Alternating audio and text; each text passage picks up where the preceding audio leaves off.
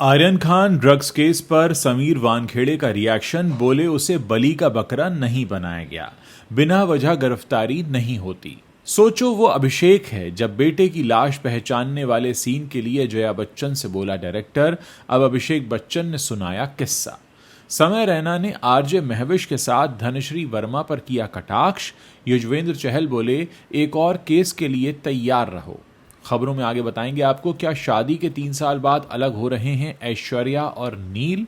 ऐश्वर्या ने कहा fresh start करना पड़ता है, और रश्मिका और विजय देवरकोंडा ने गुपचुप रचाई सगाई। शादी की तारीख भी आई सामने।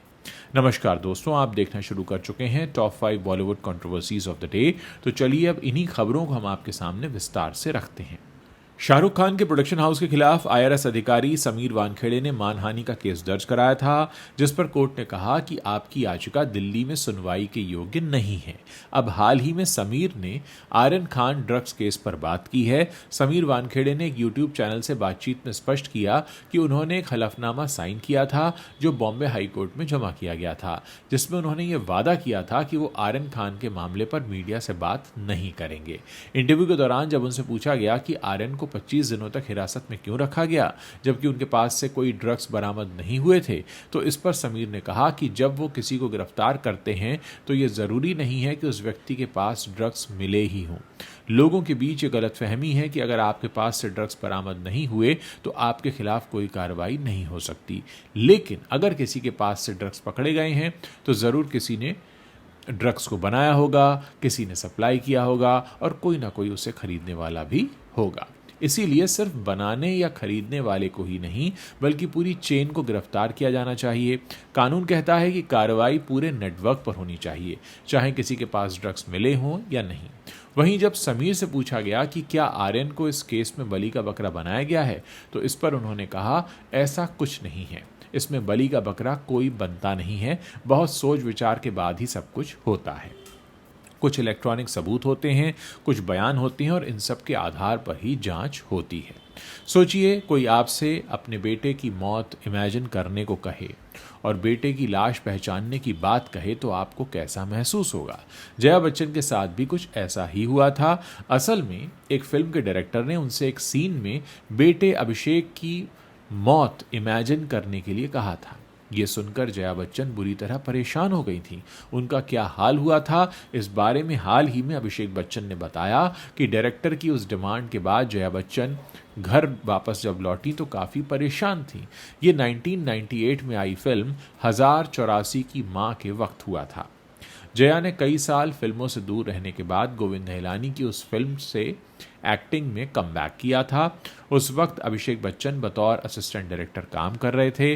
अभिषेक बच्चन ने बताया कि जब उन्होंने मॉम को परेशान देखा तो वजह पूछी। इस पर जया बच्चन ने उन्हें बताया, मुझे एक सीन करना था जिसमें मुझे जाकर अपने बेटे की लाश पहचाननी थी, मुझे समझ नहीं आया। अभिषेक के मुताबिक गोविंद निहलानी ने एक सीन के लिए उनकी मां को मौत वाले सीन में अपने बेटे यानी अभिषेक बच्चन की कल्पना करने को कहा था। अभिषेक बच्चन आगे बोले, ये बात सुनने में बहुत कठोर लगती है, लेकिन एक्टर्स को इसी दौर से होकर गुजरना पड़ता है। अगर उन्होंने ऐसा न भी कहा होता तो भी उस भावना को साकार करने के लिए उन्होंने शायद यही सोचा होता। आप अपने काम में बहुत ही निजी बातें लेकर आते हैं। अभिषेक बच्चन ने यह भी बताया कि एक एक्टर की एक्टिंग मुख्य रूप से डायरेक्टर पर निर्भर करती है और एक्टर्स तो बस एक कठपुतली की तरह होते हैं। कॉमेडियन समय रैना हाल ही में युजवेंद्र चहल की कथित गर्लफ्रेंड आरजे महविश के साथ एक मेकअप ब्रांड के प्रमोशनल वीडियो में दिखाई दिए। इस दौरान उन्होंने उनकी पूर्व पत्नी धनश्री का बिना नाम लिए काफ़ी तंज भी कसा, लेकिन फैंस जान गए कि सब कुछ धनश्री और युजवेंद्र के लिए ही था। अब इस पर युजवेंद्र का रिएक्शन सामने आया है और उन्होंने करारा जवाब दिया है। वीडियो में समय रैना ने धनश्री वर्मा पर निशाना साधते हुए काफ़ी तीखे कटाक्ष किए। उन्होंने पहले आरजे महविश से उनका फेवरेट अल्फ़ाबेट पूछा तो उन्होंने कहा एम, क्योंकि उनका नाम एम से शुरू होता है। इसके बाद समय रैना ने कहा, मेरे तो 2 हैं, यू और जी। यहाँ उन्होंने युजवेंद्र का जिक्र किया। फिर कहा कि 2 महीने में ही उनका राइज एंड फॉल हो गया था। यहाँ वो धनश्री के उस दावे के बारे में बता रहे थे जहाँ उन्होंने युजवेंद्र पर 2 महीने में धोखा देने का आरोप लगाया था। साथ ही उस टी शर्ट को भी पहनकर वो आए थे जिस पर वही कोट लिखा था जो चहल की टी शर्ट पर था जब वो तलाक लेने के लिए कोर्ट पहुंचे थे। साथ ही समय रैना ने एलिमनी पर भी चुटकी ली। अब समय रैना ने एक वीडियो कॉल का एक स्क्रीनशॉट भी शेयर किया है जिसमें वो और युजवेंद्र चहल नजर आ रहे हैं और युजवेंद्र अपने माथे पर हाथ रखकर हंस रहे हैं। यहाँ लिखा है love you my sugar daddy. इसे रिपोस्ट करते हुए युजवेंद्र ने समय रैना को चेतावनी वाले अंदाज में लिखा एक और केस के लिए तैयार रहो।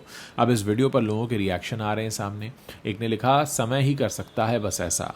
एक ने लिखा अगर स्क्रिप्टेड भी है तो भी एपिक है। एक ने लिखा चतुर चालाक चंचल पॉडकास्ट। एक ने लिखा लगता है धनश्री ने बहुत पैसे दिए हैं। एक ने लिखा मस्त था।